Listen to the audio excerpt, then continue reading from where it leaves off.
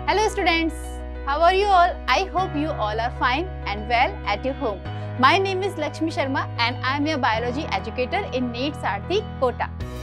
बेटा जैसा कि मैंने आपको इससे पहले वीडियो में बताया था कि आपके लिए एनटीए के थ्रू आपके लिए एक गोल्डन अपॉर्चुनिटी आई है, दैट इज PMYET एग्जाम यानी प्रधानमंत्री यशस्वी entrance test that is going to be held on 29 सितंबर 2023। तो आई होप मेरे कहने के बाद में आपने सभी ने ये फिल कर दिया होगा एग्जाम फॉर, यानी इसकी लास्ट डेट थी 10 अगस्त, तो आपने ये फिल कर दिया होगा क्योंकि इस एग्ज़ाम में आपको ना तो कोई फीस लग रही है और ना ही इसमें किसी भी तरह की कोई नेगेटिव मार्किंग है। तो इसमें जो चांसेस हो जाते हैं इस एग्ज़ाम को क्रैक करने के वो आपके लिए थोड़े से ज़्यादा हो जाते हैं, क्योंकि बस आपके अंदर एक थोड़ा सा मोटिवेशन चाहिए, एक कॉन्फिडेंस चाहिए, क्योंकि 8th स्टैंडर्ड तक के बच्चे 8th स्टैंडर्ड का सिलेबस आएगा तो आपको तो पढ़ा हुआ है तो आप इसको इजीली क्रैक कर सकते हैं। तो अभी हम थोड़ा सा देखते हैं कि भी इस एग्ज़ाम में क्या था, कैसे ये एग्ज़ाम होगा, क्या इसके कैरेक्टरिस्टिक फीचर्स थे। तो इसके बारे में बेटा देखो कि ये एग्ज़ाम जो था दैट वाज कम्प्लीटली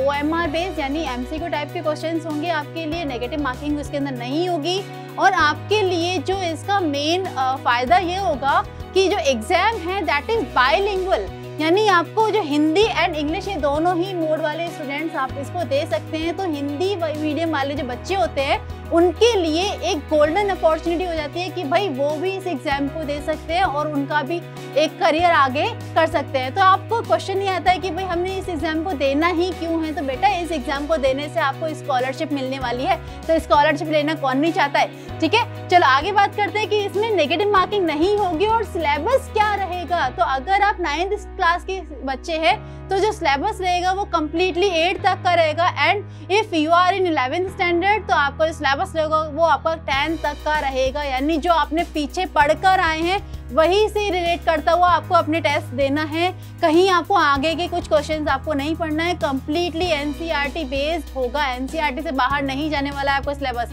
ठीक है, नेक्स्टली क्या होगा कि इसका एग्जाम, इसका टेस्ट शेड्यूल क्या रहेगा। तो बेटा आपके mathematics, science, social science and GK के कुछ क्वेश्चंस आएंगे। मैथ्स के आपके 30, साइंस के आपके 25 क्वेश्चंस, SST के आपके 25 एंड जीके के 20 क्वेश्चंस होंगे। यानी आपका जो सिलेबस है या शेड्यूल रहेगा आपके लिए ये बहुत ही ईजी एंड इंटरेस्टिंग सब्जेक्ट्स का होगा, जिसमें आपको इंटरेस्ट भी होता है क्योंकि आप मैथ्स, इंग्लिश वगैरह सब आपको बहुत अच्छे लगते हैं ये सब पढ़ने के लिए। तो इसमें आप एग्जाम को क्रैक कर सकते हैं। अब बात आती है कि हमारा एग्जाम, हमने फॉर्म भर तो दिया है लेकिन हम इसकी स्टडी कहाँ से करें, क्योंकि हम अभी 9th स्टैंडर्ड में हैं। तो मुझे अभी स्ट्रेस हो रहा होगा कि मैं अपने स्कूल का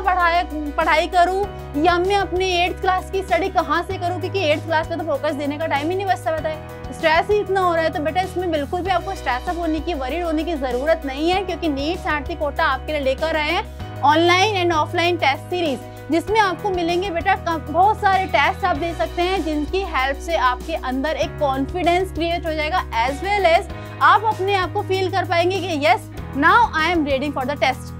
कि अब मैं अपना टेस्ट दे सकता हूँ और अपना बेस्ट एवर कर सकता हूँ या कर सकती हूँ। ठीक है, तो NEET सारथी की जो टेस्ट सीरीज होगी बेटा उसमें आपको मिलने वाले हैं साइंस के 16 टेस्ट, इसके अलावा मैथ्स के 16 टेस्ट एंड SST का बम्पर टेस्ट मिलने वाला है, यानी 27 टेस्ट मिलने वाले हैं, क्योंकि ये वो सब्जेक्ट होता है जिसमें हमको सबसे ज़्यादा डर लगने वाला होता है। ठीक है, तो इतने सारे टेस्ट को देने के बाद में अब आपके अंदर एक कॉन्फिडेंस तो डेफिनेटली आ ही जाएगा ना, कि इतने सारे टेस्ट दे दिए हैं, सारा सिलेबस हमने गो थ्रू कर लिया है। इतने सारे टेस्ट में आपके 4 यूनिट टेस्ट होंगे, यानी यूनिट वाइज रहेंगे टेस्ट, एंड इसके अलावा 2 टेस्ट रहेंगे जो आपके मेजर टेस्ट या MT की फॉर्म में होंगे, जिसमें आपका कंप्लीट सिलेबस को कवर करता हुआ टेस्ट होगा, that is going to be held in the last times, यानी आप सबसे लास्ट में जाकर के MT देंगे तो आपके अंदर एक ऑटोमेटिकली क्या होगा कि हाँ अब मैं इस सिलेबस को दे सकता हूँ क्योंकि मैंने सब कुछ पढ़ लिया है। अब बच्चे परेशान कहाँ होते हैं कि बेटा हमने मैडम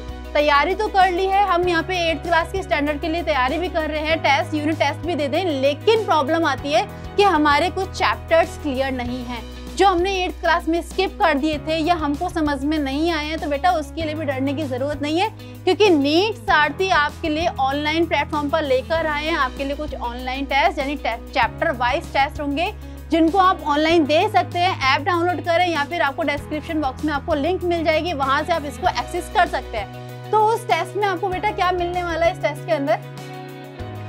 आपके लिए जब 1 सितंबर होगा उसमें आपको एक यूनिट वाइज टेस्ट मिलेगा, जिसमें आपके कंप्लीट आपके लिए ये पूरी की पूरी यूनिट्स हैं। इनसे रिलेट करते हुए आपके पास ऑनलाइन प्लेटफॉर्म पर चैप्टर वाइज टेस्ट भी होंगे, यानी आप फोर्स एंड प्रेशर, फ्रिक्शन, ये सारे चैप्टर्स को गो थ्रू करके आइए, एक एक चैप्टर का टेस्ट दीजिए एंड 1 सितंबर से पहले अपने सारे CWT कंप्लीट करने के बाद में आप एक UT दे दो, यानी यूनिट टेस्ट दे दो, तो आपके अंदर ऑलरेडी ये कॉन्फिडेंस आ जाएगा कि मैंने एक यूनिट खत्म कर दी। देन इसी तरीके से 8 सितंबर को 14 एंड 17 तक आते आते पर्टिकुलरली आपके पास में पार्ट वाइज टेस्ट हो जाएंगे एंड फाइनली आप 21 एंड 26 सितंबर को आप मेजर टेस्ट देंगे। 26 को जब आप मेजर टेस्ट देंगे और उसको एनालिसिस करेंगे तो आपने अप्स एंड डाउन्स को आप काउंट डाउन करेंगे कि मैंने कहाँ गलती की, कहाँ नहीं की, क्या करना चाहिए, क्या नहीं करना चाहिए। इसके लिए आपको एक्सपर्ट से एडवाइस भी आपको मिलती रहेगी,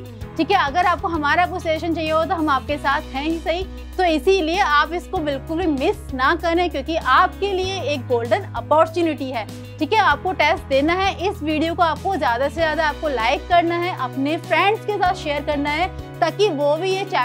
टेस्ट दे सके एंड अपना कॉन्फिडेंस फिल कर सकते हैं। अब क्वेश्चन आता है कि जिन्होंने ये फॉर्म फिल नहीं किया है वो क्या करेंगे। तो बेटा उनको भी वरीड होने की ज़रूरत नहीं है, क्योंकि ये जो टेस्ट हैं आपके 8th स्टैंडर्ड से रिलेट करते हुए, और ये वाला जो स्टैंडर्ड होता है ना आपके लिए आगे जाकर के लिए बहुत इंपॉर्टेंट होता है। आगे के जितने भी कॉम्पिटिटिव एग्जाम्स होते हैं ना वहाँ भी आपके लिए काम आएगा। इसीलिए आपको क्या करना है, इन चैप्टर वाइज टेस्ट को जिन्होंने फॉर्म नहीं भी फिल किया है ना वो भी दे, इस टेस्ट सीरीज को उनको भी देना चाहिए मेरे ख्याल से, तो क्योंकि उनका ही एक कॉन्फिडेंस लेवल बिल्डअप हो जाएगा एंड आगे के कॉम्पिटिटिव एग्जाम्स में, जैसे 9th स्टैंडर्ड में आ गए हो IUQGS में आपको हेल्प मिलेगी, 10th में आओगे तो NTSC में आपको हेल्प मिलेगी, तो इस तरह से आगे की कॉम्पिटिटिव एग्जाम्स में आपको बहुत अच्छी हेल्प मिलने वाली है। अगर आपको वीडियो समझ में आती है तो लाइक करें, शेयर करें, सब्सक्राइब करना ना भूलें। Thank you.